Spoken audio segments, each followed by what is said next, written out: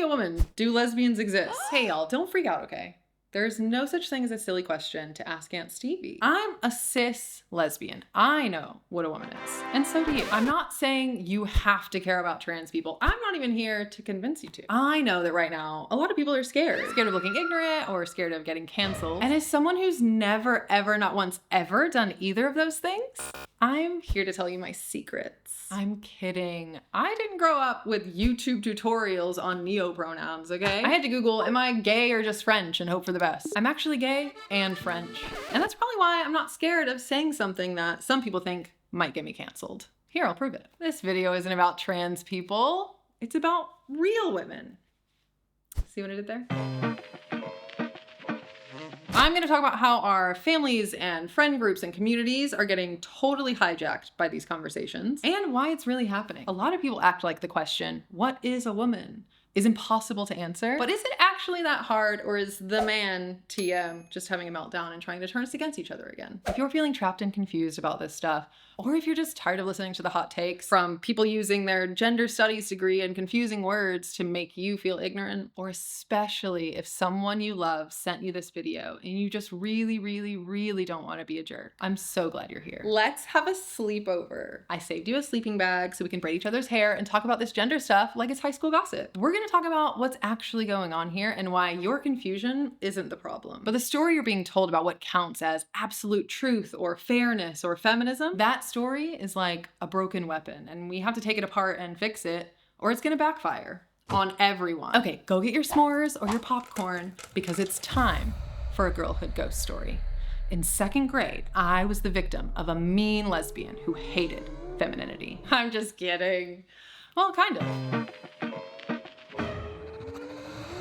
The first day of 2nd grade, I looked like any average little girl in the rural South who just turned 7. I am so bad at saying that word. Why did I put this in the script? The rural South. That sounds so bad. The first day of 2nd grade, I looked like any average little girl in the deep South who just turned 7. I wore polka dot pink dresses, ribbons in my hair, and those little Mary Jane shoes with a heel. I also had this Beauty and the Beast necklace and matching earrings, a gift from my godmother.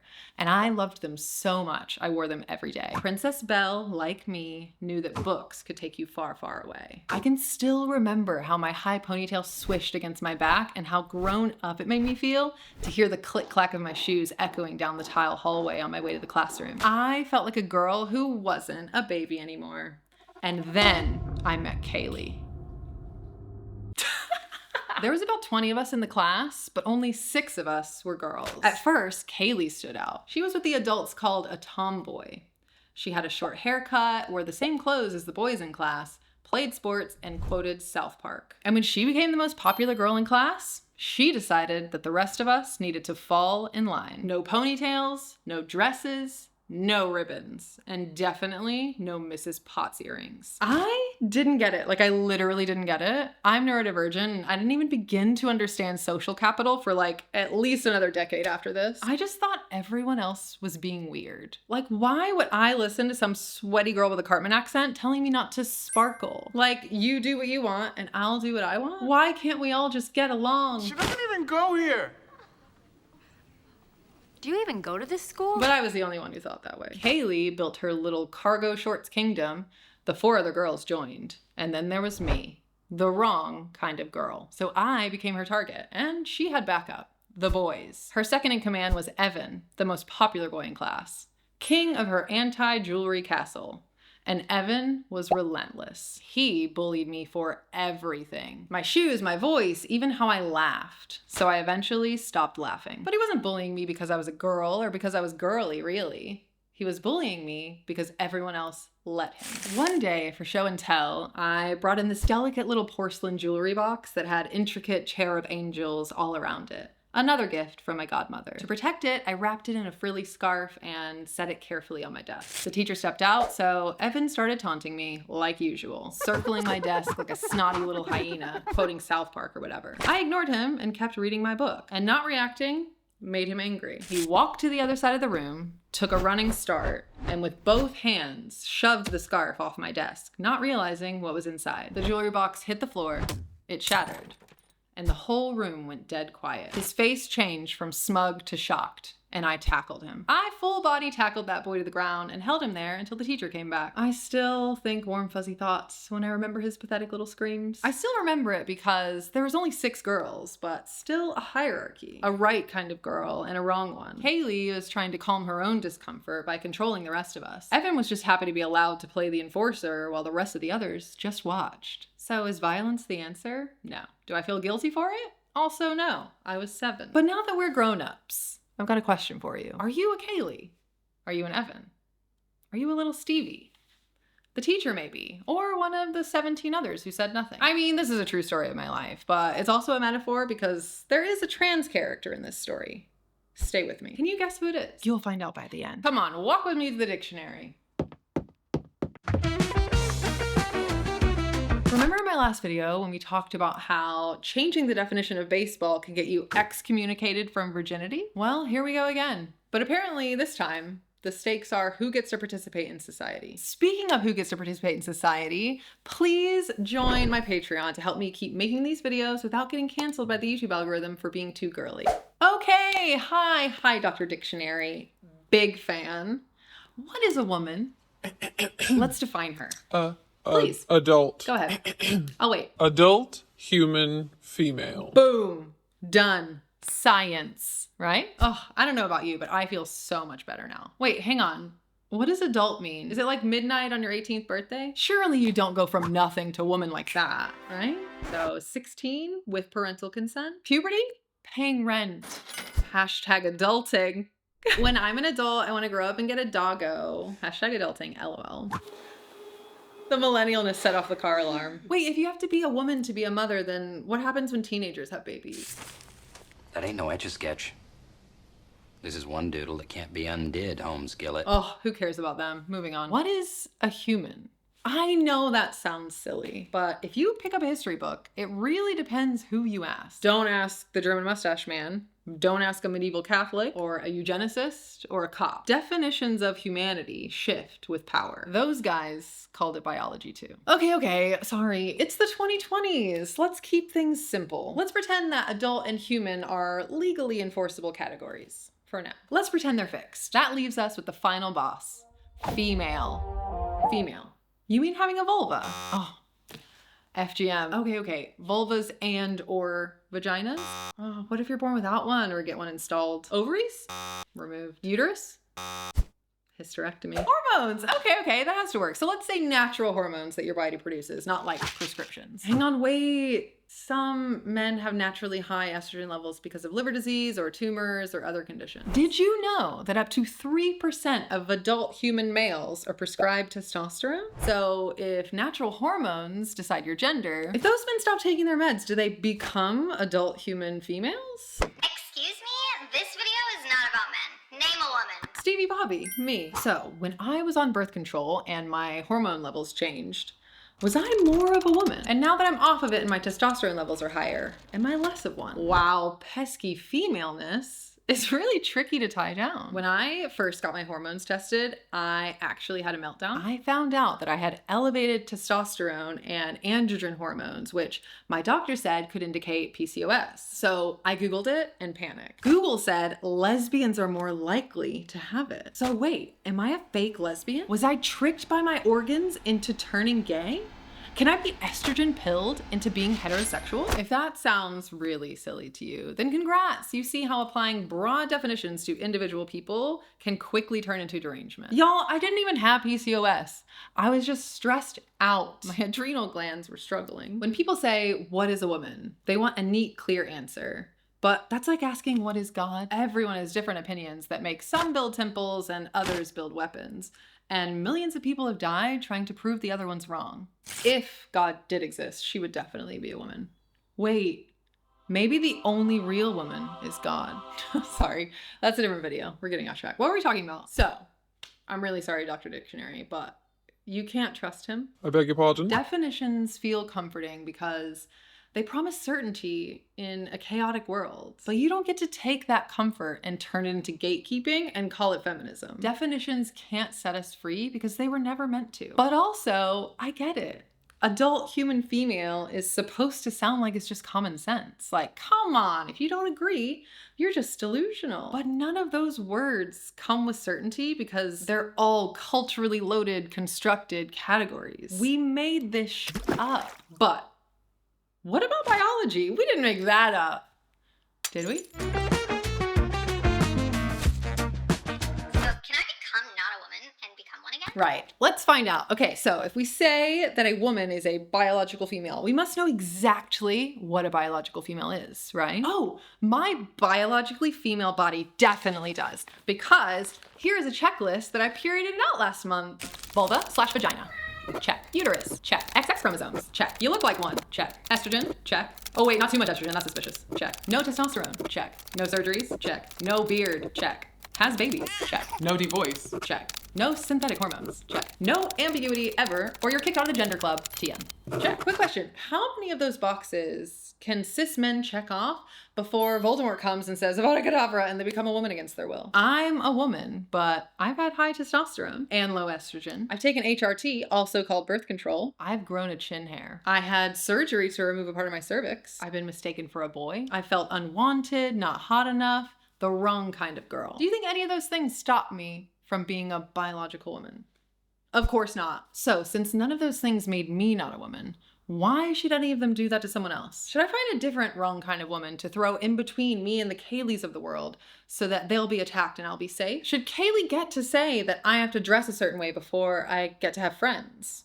Or read books in peace, or before I can laugh? Or should that bullying be reserved for a different wrong kind of girl? And is Evan truly a threat because he's a biological male, or because of his behavior? The truth is that I know way more cis women that don't fit neatly into these categories than trans women that don't. And trust me, I know a lot of women. No, really, of my cis friends, one is someone who's never had a period. Another is a woman who got a hysterectomy at 25. Another has a full beard. Are they less biological than me? And let's talk sex hormones. I asked my uterus and he said that everyone has varying levels of all of them.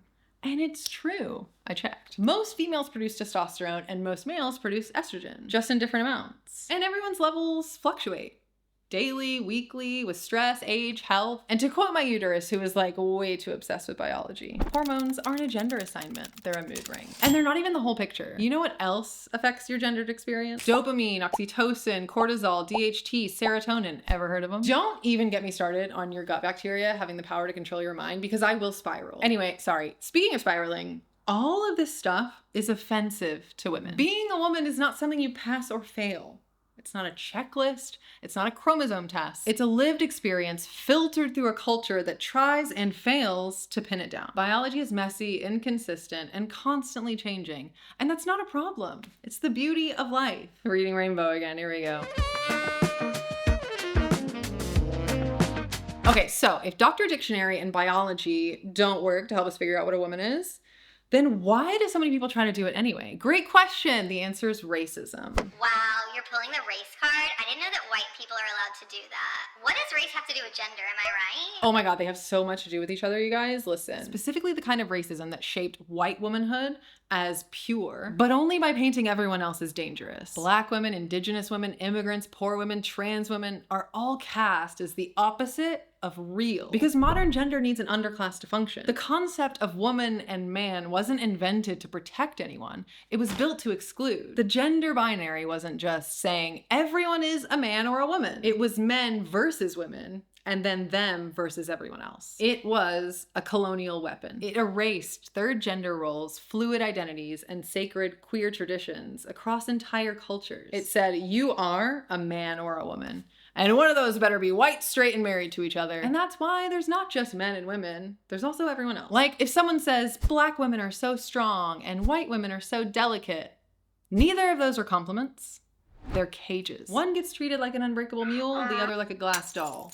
Neither of them gets to just be human. Want a modern example? Two women could do the exact same thing today, but they're treated completely different because of their skin color. When a white woman shaves her head in real life or in a movie or a TV show, it's framed as rebellious, radical, feminist, a whole genre of character art. But when a black woman wears her hair natural, it's called unprofessional. One is a movement the other is a threat. It's like we're being told women with this type of hair should never cut it, and women with this type of hair should shave it or cover it up. Same act, different rules. I think all women should cut their hair. Okay, I said we're braiding hair at this sleepover, not cutting it. So here's what it boils down to. Defining woman doesn't just mean agreeing on what a woman is. It's also agreeing on what a woman is not and then enforcing it. Let's do a metaphor. Oh my god, here we go again. Another metaphor.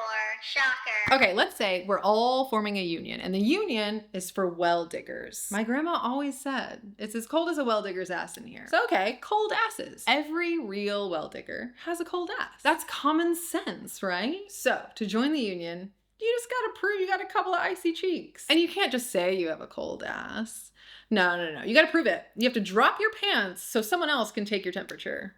That's the rule. It's common sense. Even if you're out here digging wells, you're told you don't count unless your ass is the right kind of cold. Meanwhile, the actual reason that we're unionizing is we're overworked, underpaid, exploited. There's poison in the well. Am I just gonna say there's poison in the well in every single video? I did this in the last video, I just realized. Does measuring the temperature of asses help us become less exploited? Of course not. We're out here forcing people to drop their pants and then measuring the temperature of asses instead of fighting for each other. And that is what's happening when people cry about protecting women's spaces, but then turn around and spend all their time gatekeeping who counts as a woman. They're not building solidarity, they're doing HR for oppression. And would it be so terrible if there was one well digger with a hot ass? Am I right? All of this stuff is confusing by design, and it's not a coincidence that a lot of the same people who say things like, trans women are dangerous, also say, gay people are groomers, and black mothers are lazy, and immigrants are stealing your jobs. They took our jobs! They took your jobs! They took your jab! Took your jab! But also, we cannot deny that there are some people who don't say those other things, but are agreeing with the gender one. I think that hurt women get pulled into this because they've been traumatized, and then they get used. This pipeline is real. Every time you see a video titled, "Why I Left the Left," or "How Feminism Got Hijacked," ask yourself who's getting paid and who's still hurting. Defining womanhood has never been neutral. It's been used to gatekeep Black women, infertile women, disabled women, lesbians, trans women, and anyone who just refused to shut up and behave. It's not about science, okay? It's about access to safety, to dignity, to being believed, to freedom and the right to exist in public. And we made this up. Do you think cavemen were like... And it's not comfort, it's control.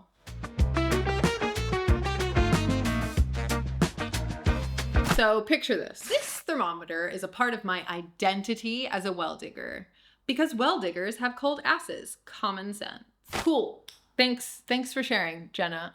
Respect your identity. But what happens when someone with a prosthetic ass applies for the job? Young man, I can assure you my posterior is nothing more than flesh, bone, and that metal plate I got a NAM. Or what about when the government releases a study that shows that the butt cheeks temperature of most well diggers is average, actually? So they rewrite the definition of cold. And if your ass doesn't hit the new scientific biological temperature, you're not a real well digger. You're fired. And what are you gonna do if you measure your own ass and you find out it's not actually cold enough? Why the are we talking about asses right now? Butt cheeks don't care about your feelings. Merch on sale now. buttcheeks.com. Put down the thermometers. We are hungry. We need food and rights. And this is what gender has become. Cold ass gatekeeping. And we're not even digging wells anymore. Okay, here's my next ghost story. Grab some candy, get a snack. A gender critical ghoul once came for me because in a video I said, you can be a lesbian and trans inclusionary and still get to love pussy, okay? I have a giant pussy wall. No one calls me a TERF. And she was like, you're not getting attacked by the trans mob because you won't say that your vulva wall is because of your lesbianism, which pisses me the f off because my vulva wall is because of my lesbianism. And I don't know about you, but my lesbianism isn't reduced down to f***ing people with you absolute demon. Part of my lesbianism and my queerness is fighting for the liberation of people with vulvas who aren't even all women, And definitely not all lesbians. So, oh no, if we can't use a butt thermometer to define who's a woman, do lesbians exist? Let's ask Dr. Dictionary. Lesbians aren't women. How does that make you feel? I mean, it's obviously not true, right? Wait, is it? Just like the word human, the answer to are lesbians women depends on who you ask. People still try to define womanhood in relation to men. In the very recent past, woman literally meant wearing dresses and being married to a man. So when you're not doing either, what even are you? You know what I mean? Anyway, that's how lesbian became a gender. And still is for some people. Being a lesbian isn't just about who you're attracted to. Being a proud D word. I feel like I'm allowed to say this word, but I don't want to risk it. Thank you, algorithm. You know what D word is. Being a proud D word. Sometimes it's about how you move through a world built for men, how you refuse it, and how it punishes you for that refusal. And if you don't understand that, then you'll never understand how a trans woman can be one. Do you want to know how deep the rot goes for me? Starting at 7 years old, I accepted that I existed in opposition to Kaylee. And for a brief time in my life, I turned into her. In 2nd grade, I got a taste of being treated like the wrong kind of girl. But in society, she was. And I took the bait. Do you think turning on me and the other girls made Kaylee safe? Or do you think that every single day, Evan made her feel less than? Yes, even a 7-year-old. And I'm so sorry, but can we just have a little bit of empathy for Kaylee for a second? What she did to me wasn't even a fraction of a percent of what she did to herself. After high school graduation, she reached out, took accountability, told me she was gay, and explained what was going on in her head when we were 7. But she'd already planted a seed in mine. And that seed was that I am not like lesbians. That masculinity in women was something to be feared or to be disgusted by. And that I'm not like them. And this time, the boys of society backed me up. Not men, but, you know, the man. Look at me. I'm not a lesbian. Society told me that I'm too pretty to be a lesbian and that butches were my enemy. And that was when I was the most dangerous. Because if butches are your enemy, you're a f***ing cop. Say it with me, kids. All cops are embarrassing. This video is brought to you by the concept of basic human dignity. Click the link in the description to sign up for your free trial. Exclusions apply. Hey, lesbians. Do you know what they used to do to us? They used to pull us off the streets and then strip search us to count how many articles of women's clothing we were wearing and then arrest us for impersonating a man. So does a criminal get to have humanity? Or can you do whatever you want to us once we're in cuffs? Excuse me, sir, ma'am.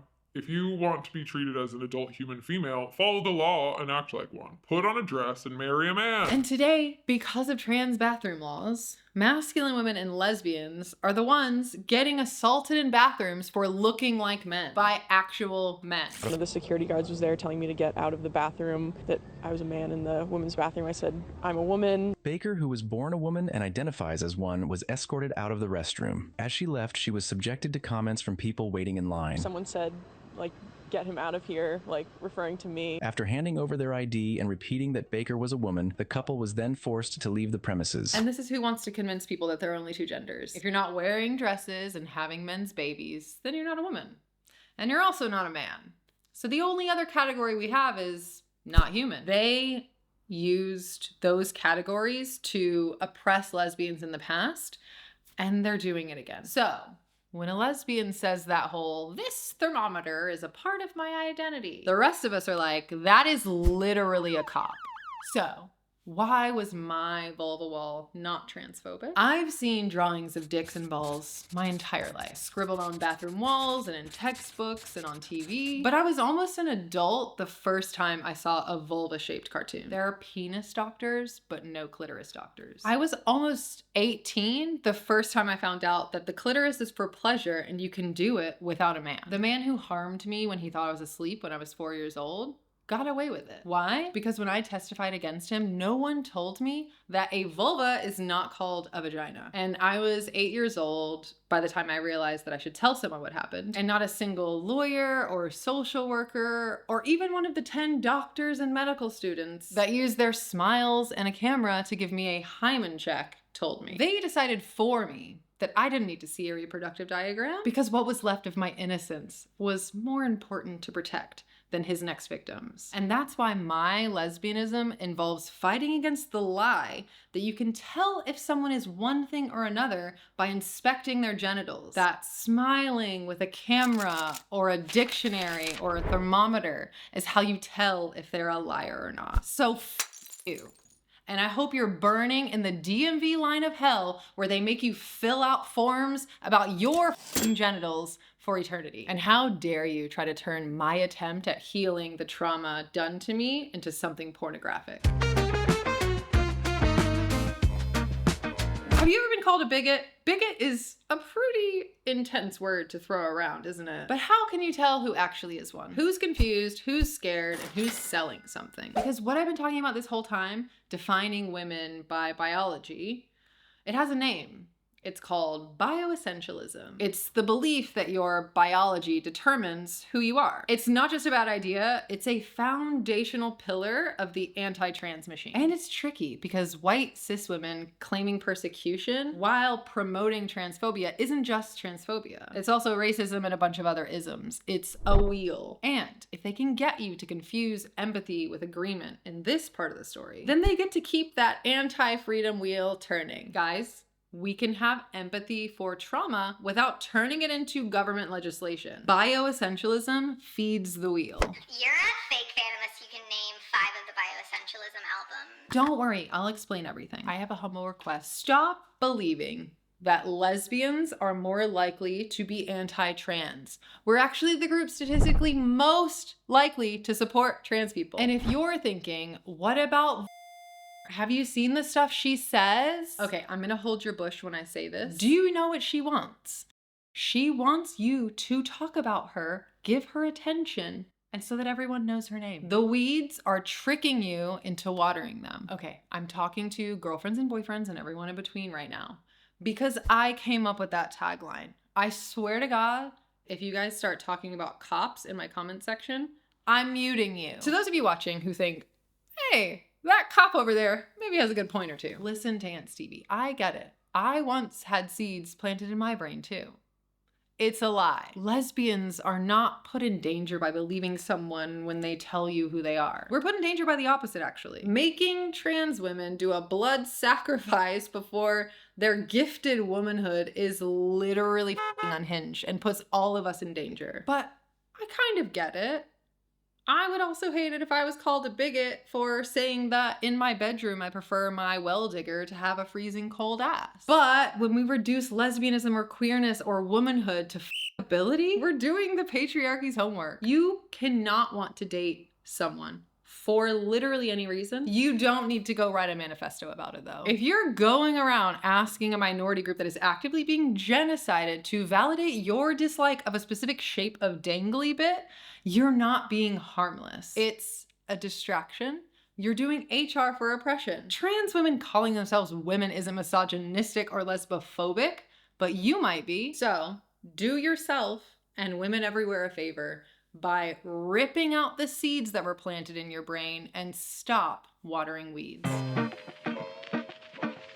Also, like, when you say, I'm not like those transphobes, just agree with the reasonable ones. I know it can feel like you're being neutral, but you're actually collaborating with them. That big wheel works by appealing to people, especially women, who have experienced real harm, and the people that love them. Maybe I've acquired too much empathy since doing EMDR therapy, but resisting radicalization is hard. And of course it's tempting. They're offering you simplicity, a clear enemy, and a sense of security. I know how seductive that is. People want safety and to protect women and children. That's valid. But let me tell you what protecting children looked like when I was a child. So remember those doctors and medical students that gave me a hymen check? They didn't just use the broken versus intact hymen sexist virginity myth to undermine me telling the truth. There was another reason they said that I was untrustworthy. After separating me from my mother, the doctor looked at me and said, "Wow, that's such a pretty color. I love your lipstick."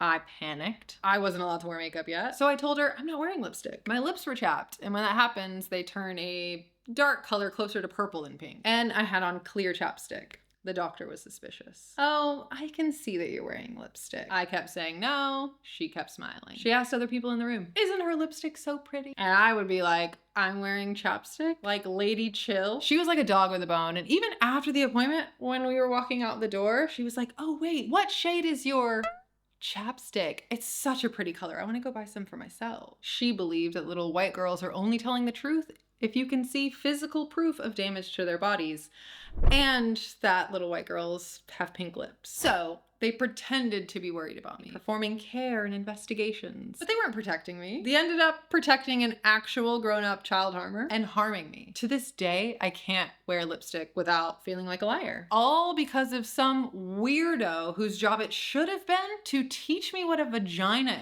is, not give me compliments to my face and call me a liar behind my back. She needed to feel right more than she needed to protect a child. Weird flex, but okay. That same kind of concern and performance is happening today by people saying they care about kids. They say kids shouldn't be on hormones. It's unsafe. But they're not banning insulin or thyroid meds or growth hormones. Not even for cis kids who can't make their own. Just puberty blockers and hormones for trans kids that need them because they're trans. And I can tell these people do not care about kids. Here, I'll show you. Every year in America, 3,000 trans kids are prescribed gender-affirming hormones by their medical teams with parental consent. There is a different medication given to children in the United States that sends 30,000 of them to pediatric emergency rooms every year. 2,600 of them are hospitalized in serious condition, and almost 500 of them sadly die. And you don't need a prescription for it. It's called Tylenol. Paracetamol if you're nasty. And by nasty, I mean British. Anyway, let that sink in. For every one trans child on safe hormones, 10 kids are put in serious danger from something considered harmless. So should we ban Tylenol? If you're gonna panic about something that's actually putting kids in the hospital, right? You gotta be consistent to convince me that you actually care about kids. Because right now, Tylenol is the real public health emergency. And instead of putting a lock on your own medicine cabinet, you're pretending to be concerned about a handful of kids that you will never meet and who do not need your help. And that's how I can tell. When they say, minors shouldn't have plastic surgery, it's sexualizing them. Okay, cool. Minors who get plastic surgery are overwhelmingly cisgender. So what are we banning first? Nose jobs? Boob jobs? Top surgery for cisgender boys with gynecomastia? Ooh, what about banning labiaplasties done on teenage girls who are worried that their natural bodies aren't gonna be attractive enough to men? Now that's something I can get behind. No? Cool, you just wanna ban gender-affirming surgeries for the tiny percent, the handful of trans kids who manage to book a surgery before their 18th birthday. Here's the real tea though.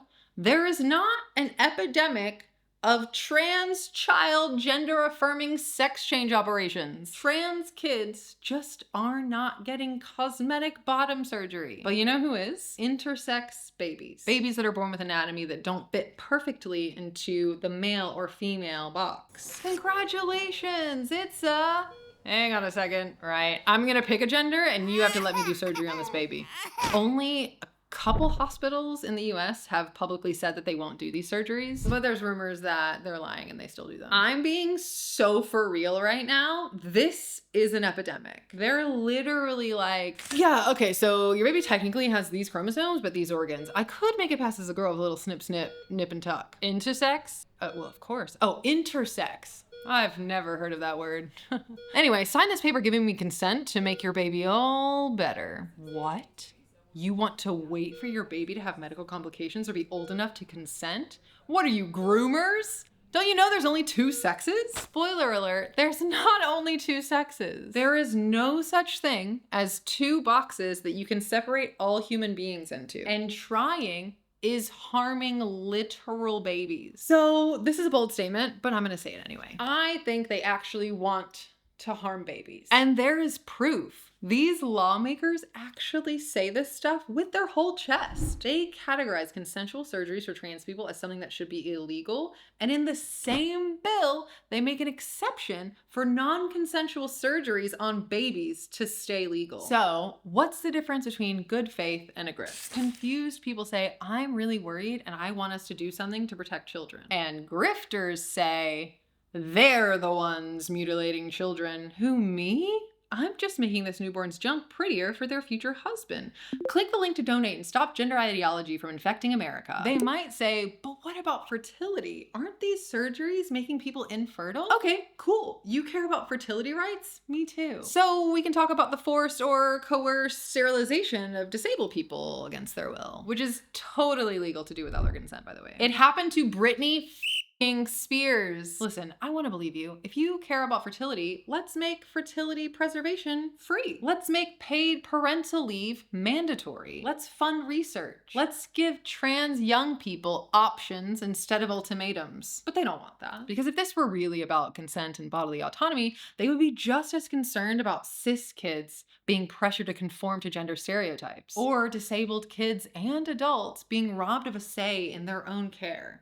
But they're not. The truth is, they only care when it's a trans issue. The same people who want to ban kids from socially transitioning are the ones putting little babies in baseball jerseys or frilly little dresses before they can speak. Gender is already being assigned. Trans kids are just resisting the assignment. That doctor told me, "You're wearing lipstick." Even when I wasn't. Because she needed me to be lying so she could feel right. Weirdo. And that's what they're doing now. And if we let them, they'll do it to all of us. The people that want to keep that wheel spinning are enforcing the binary and worshiping the divine practice of saying exactly what a baby will grow up to be from birth by looking between their legs. When they say we have to draw a line somewhere, they never draw that line where they live. It's always someone else's child, someone else's body, someone else's name on the list. Why? Because their goal isn't to abolish gender. They're obsessed with assigning gender at birth. They actually want to legally mandate a specific narrow type of womanhood. And they're making sure that it includes their type and everyone else. You don't have to take the protect women and children's spaces bait. It's not science. It's just mean girl politics with sciencey sounding words. My bully Evan is probably out there right now with a podcast trying to define biology instead of touching grass. A lot of really smart, capable people have been tricked into getting on the wheel. But you can get off of it now. You can stop watering weeds and do something better. What you do next matters. That's where your power is. So, who gets the power? Who gets to decide what a woman is? Are you more qualified than me to gift some people womanhood and exclude all those other fakers? Because if we don't draw a line somewhere, then how will we know who deserves to be protected? Protection that relies on exclusion is not protection. It's punishment. It's cruelty. You don't get to say who you are. I get to say who you are. Now drop your pants. This is gonna hurt me more than it hurts you. So even if it was possible to find a way to define woman that excludes all trans women and included everyone else, it's not possible. But if it was, I wouldn't want my protection to come at the expense of other people, especially not to someone who was never a threat to me in the first place. And I know you don't either. The dictionary isn't a person. It's not omnipotent. It's not an absolute truth teller. It's just a book. Hey. And your need to force every single living human being in the world into a neat little box is not helping you. It's harming you.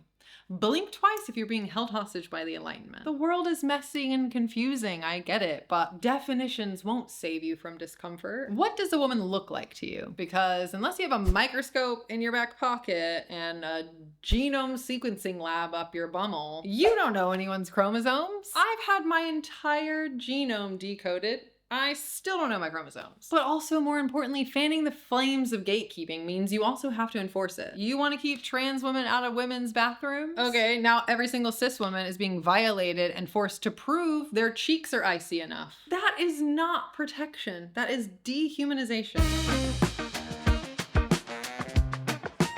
It gets to be easy to figure out who's a woman. It doesn't have to be hard. Who benefits from rigid gender definitions? Not you, not me, not the trans girl slaying on TikTok. And it's also not men.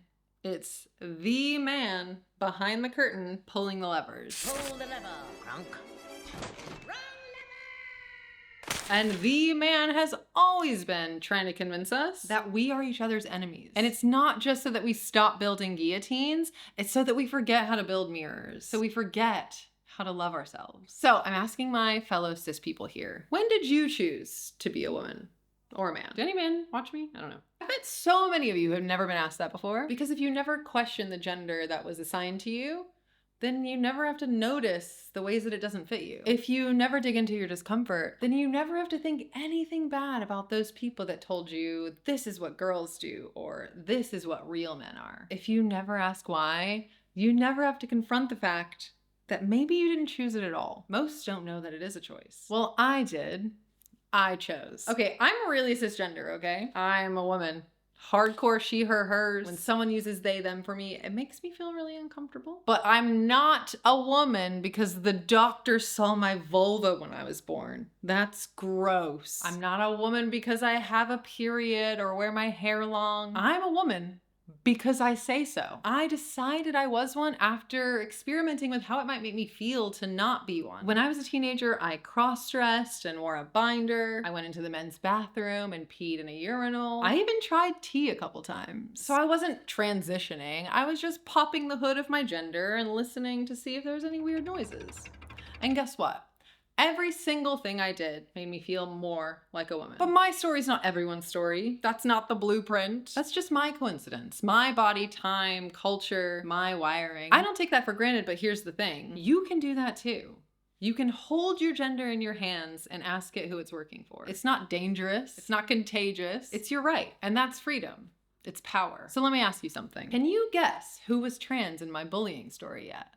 Think back to the click-clack of my heels down the hallway. I'll give you a minute. Transness isn't a costume or a threat or a new phase we'll all grow out of. It is ancient and dazzling and alive. It's not just for trans people, but I don't show up for trans people because they need my protection. I don't believe in trans liberation because I pity anyone. I fight for it because I love myself. And trans people have taught me so many ways to do it. Trans people have taught me how to figure out what kind of woman I want to be.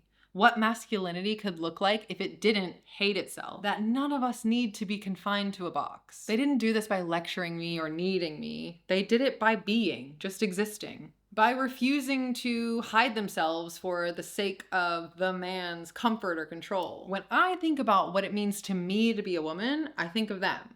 Not because of biology or talking points or ideology, but because they move me. They remind me that I too cannot fit in a box. So, like I said in the beginning of the video, I'm not asking you for tolerance. I'm asking you to read the love letter that has been written to you and to everyone who's ever felt like they had to shrink to be loved. So I'm gonna tell you who gets to decide what a woman is. Each and every one of us. And once you figure out the reasons why you don't feel woman enough or man enough, you'll see exactly why only one person should be trusted to tell you exactly who they are. So, I don't know, womanhood is everything and nothing, you know what I mean? It's a vibe, a label, a journey, a legacy. Sometimes it's just the opposite of Chad, right? And it's not your fault if a Kaylee told you that she needed your protection from another woman, and you believed her. That's how the man gets us. So, who's trans in my story? None of the kids in that story are trans. The little girl staying quiet, wearing pants and t-shirts aren't trans. Evan wasn't. Little Stevie wasn't. Kaylee wasn't. Trans people in my story are my precious little jewelry box wrapped in my frilly little scarf. The one Evan smashed to pieces without even knowing what he was breaking. But I knew. And it matters. Transness itself is a rare gift to the world. Not an inconvenience, not a punchline. It's a tale as old as time and a modern miracle. And I don't say that to objectify trans people. I say it so that you understand how hard we should be fighting to protect it. But mostly I say it so that when Evan makes a bullyasaslur.com website so he can tell you his side of the story like he's a victim, you know that he had it coming. I was an angry little girl who tackled a little boy because I loved myself. That's the kind of power I want near me. That's the kind of power that I want to protect. Not from harm, but from being forgotten. Because an attack on transness is an attack on the most sacred parts of myself. Not because trans people need my help, but because I need theirs. Because you don't gain the ability to love someone when you fully understand them. You can love them because you don't. And if you can do that, then you're already closer to liberation than you think.